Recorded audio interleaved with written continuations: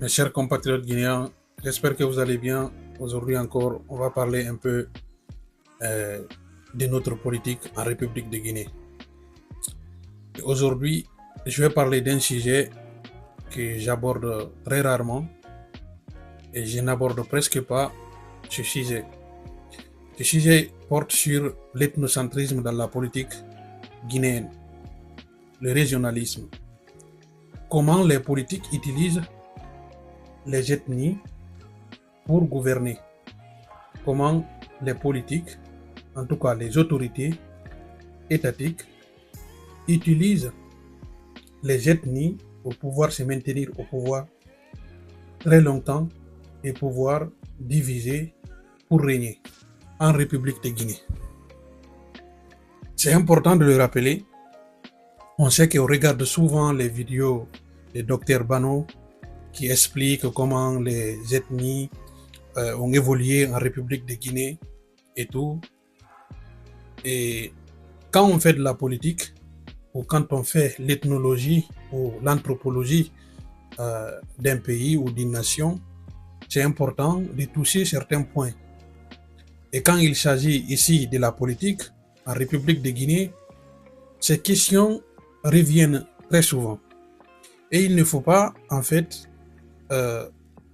les ignorer dans l'analyse politique de notre République de Guinée. Parce que c'est la réalité politique. Il est important d'en tenir compte. Donc, comment les politiques et pourquoi d'ailleurs les politiques utilisent les ethnies pour se maintenir au pouvoir, pour pouvoir diriger et tirer au pouvoir, se maintenir très longtemps. Depuis la Première République, c'est comme ça. Parfois, il y a des tensions ethniques en République de Guinée, parfois, voilà, ça reste que dans les événements politiques et puis ça s'arrête là.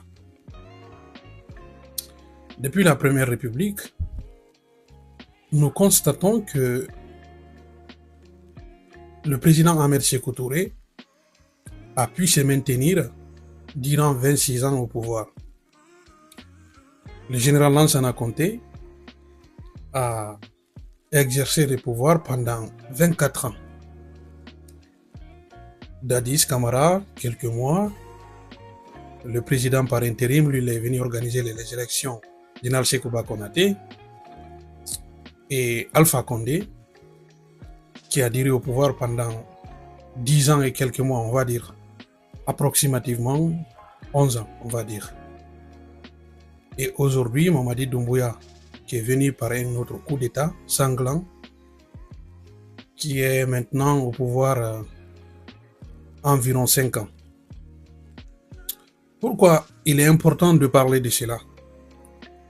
C'est une question que j'évitais souvent, mais je me suis dit que non, on ne doit pas éviter certaines questions s'il s'agit de parler de manière à ce que les choses soient claires pour tout le monde. Il ne faut pas éviter certaines questions, bien qu'il ne faut pas agiter les gens, il ne faut pas exacerber l'ethnocentrisme et tout, mais il est important pour nous de connaître notre histoire, de connaître aussi la manière dont les politiques exercent le pouvoir se maintiennent. C'est extrêmement important pour nous les Guinéens. Enfin bref,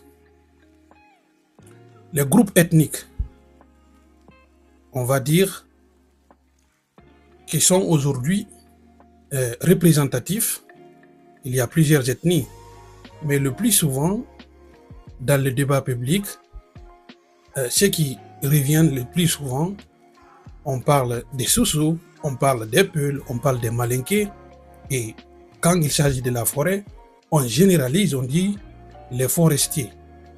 Pourtant, il y a plusieurs ethnies en Guinée forestière. Mais le plus souvent, les gens généralisent, on dit les forestiers. Pourtant, il y a les Pelé, il y a les Kissi, il y a les Guergé, il y a les Toma, il y a les Mano, etc., etc. Idem, en Moyenne-Guinée, il n'y a pas que les Peuls.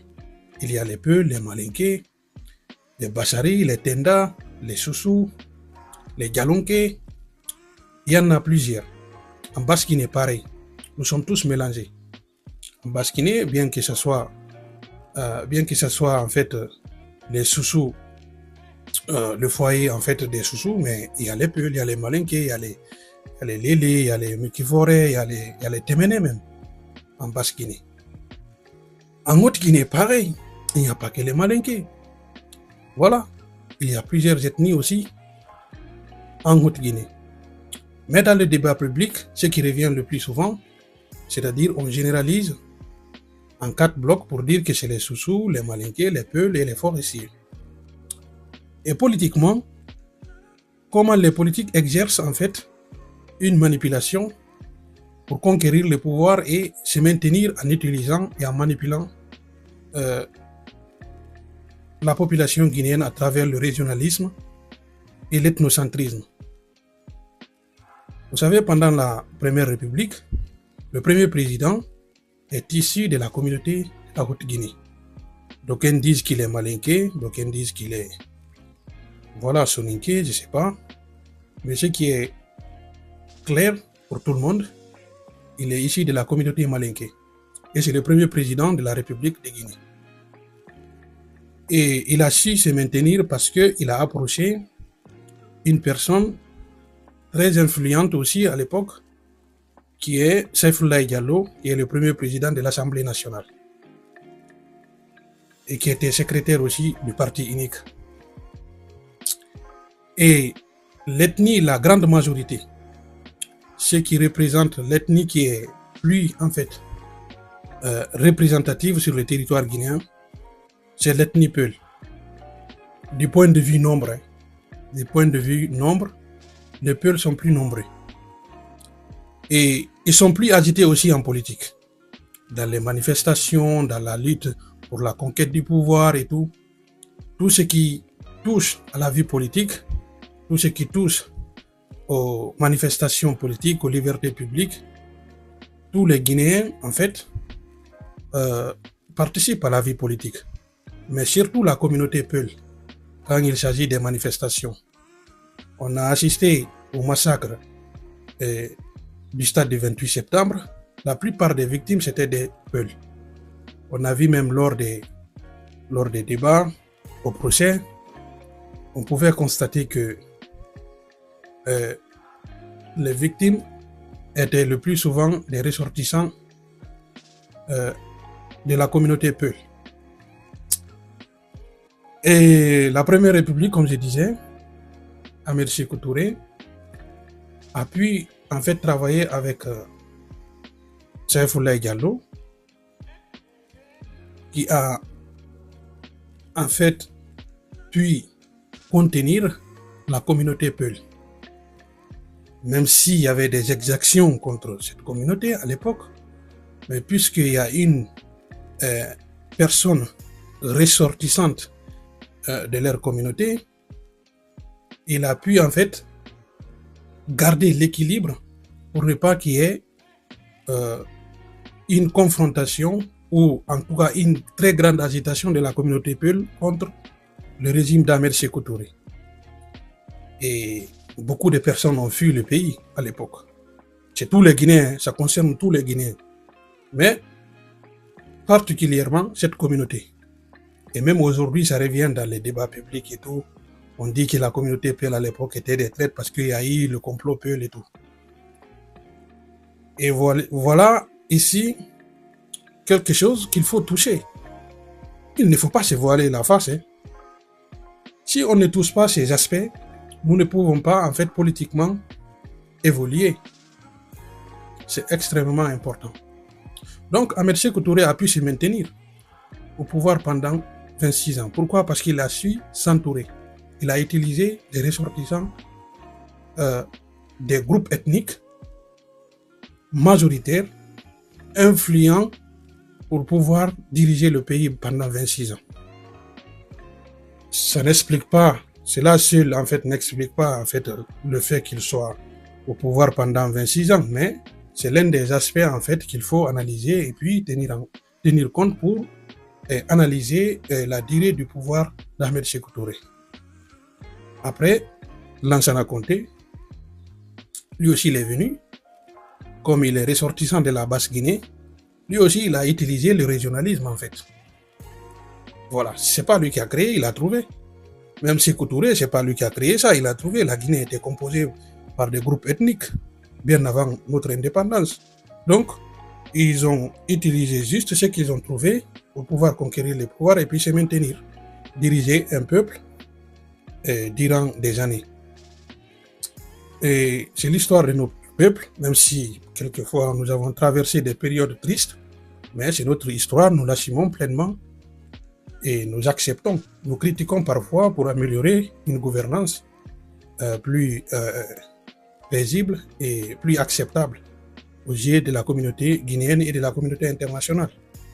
Donc, Lansana Conté aussi a utilisé presque la même politique.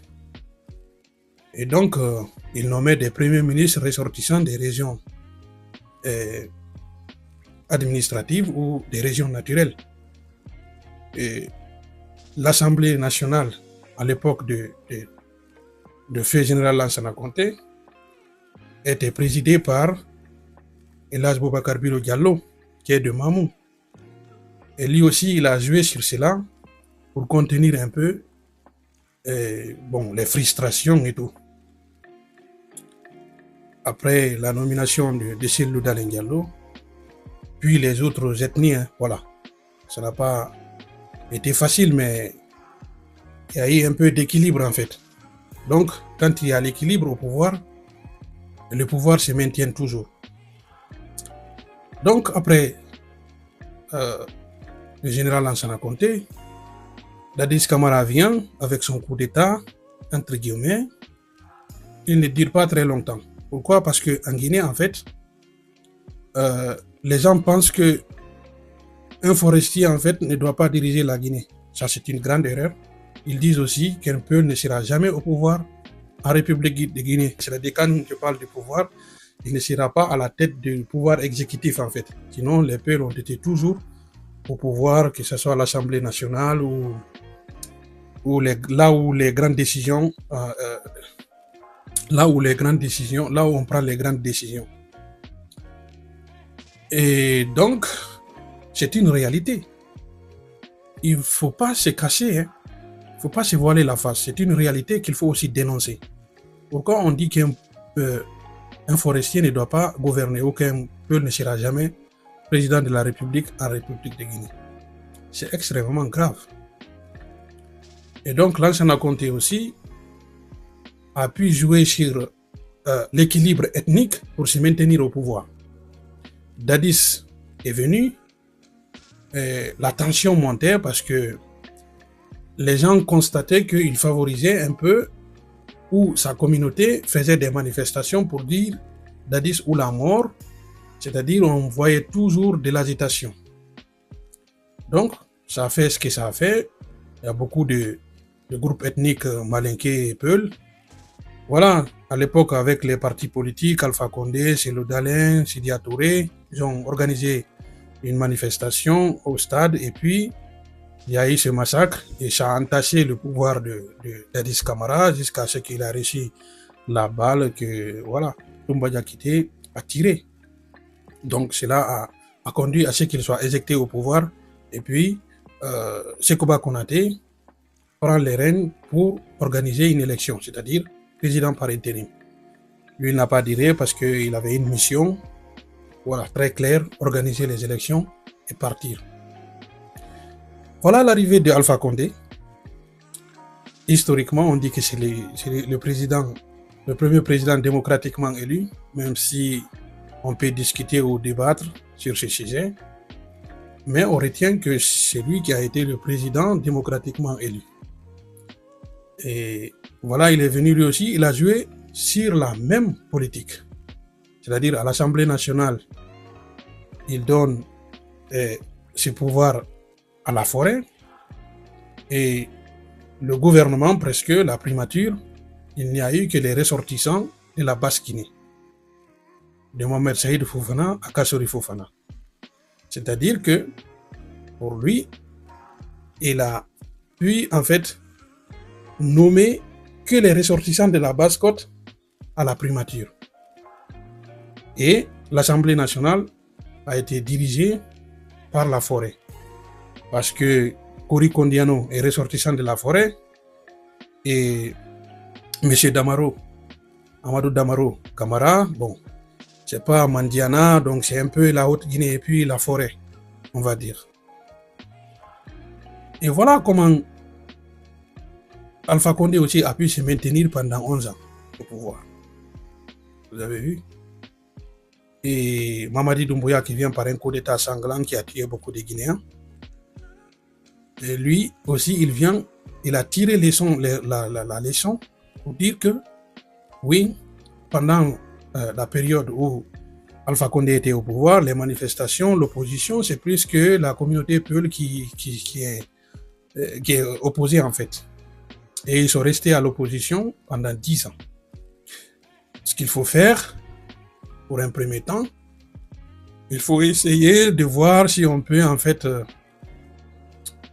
impliquer certaines communautés, voir si ça marche ou si ça marche pas. On va voir. Bon, ils ont nommé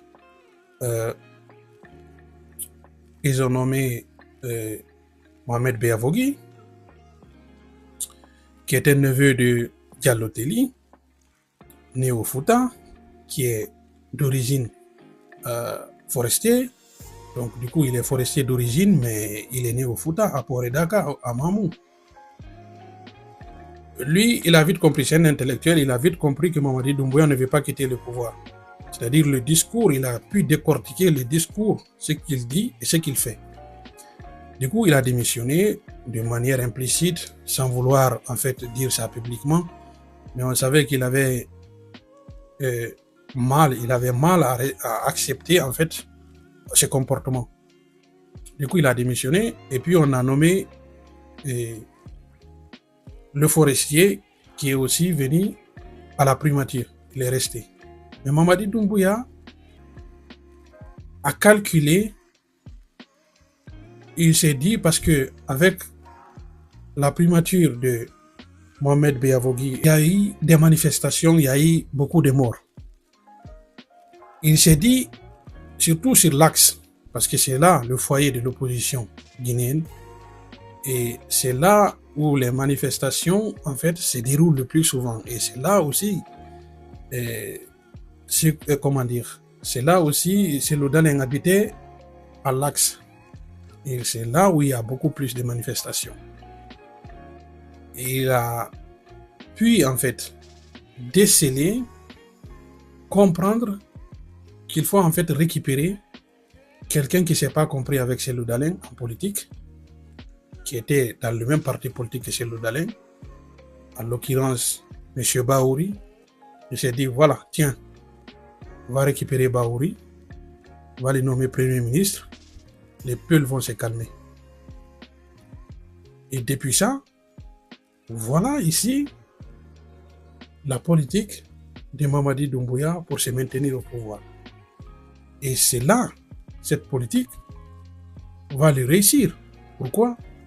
Parce que on a vu depuis que Bahouri est venu, je ne dis pas que Bahouri c'est un travailleur, il a travaillé, il a amené des projets. Mais ce que Bahouri apporte à Mamadi Doumbouya, c'est l'accalmie en fait. Surtout dans la partie, surtout dans l'axe. C'est extrêmement important parce que c'est la communauté Peul qui est agitée à faire des manifestations. Le plus souvent, où les Guinéens se manifestent, mais la plupart des gens qui manifestent et qui sont agités à faire des manifestations, c'est la communauté Peul. Il faut qu'on se dise la vérité. C'est ça la réalité de la politique guinéenne. Donc, en nommant Bahouri, l'accalmie revient dans la cité et Mamadi Doumbouya peut étaler et exécuter ses projets. C'est ça la vérité. Je sais que beaucoup de personnes ne seront pas d'accord avec moi, mais c'est la réalité de notre pays. C'est ça la vérité. Moi, j'aime pas parler de l'ethnocentrisme parce que moi-même, je suis issu de ces deux communautés, des plus grandes communautés en termes de nombre. Moi, je suis Peul par mon père et Malinké par ma mère. Et je ne peux pas être ethnocentriste. Et je ne peux pas, en fait, Donc moi, normalement, je ne peux pas participer à exacerber l'ethnocentrisme. Et je suis sous de naissance parce que je suis né en Basse-Côte. Et forestier parce que j'ai eu beaucoup d'amis, beaucoup de compatriotes forestiers avec qui j'ai partagé beaucoup de choses. Je suis tout simplement un Guinéen. Mais à un moment donné, il est important d'analyser, décortiquer la politique guinéenne vis-à-vis de l'ethnocentrisme qui est une réalité dans notre vie politique. Donc c'était ça, MMB My Opinion. J'espère que cette analyse va apporter quelque chose. Et ce qu'on va dire, c'est à bas l'ethnocentrisme entre les peuples ou les groupes ethniques de la République de Guinée. C'est extrêmement important pour nous. Je vois que ça n'a pas assez d'ampleur, ça ne prend pas beaucoup de place, mais il est important quand même d'analyser notre vie politique à travers cet ethnocentrisme parfois que les gens exacerbent sur les réseaux sociaux, malheureusement. Donc, il ne faut pas accepter l'ethnocentrisme dans notre pays. Luttons tous contre cet ethnocentrisme. Luttons tous l'ethnocentrisme au sommet de l'État, dans la vie politique, dans la vie administrative. C'est extrêmement important pour nous. Sur ce, je vous dis à très bientôt. MMB My Opinion. Ciao.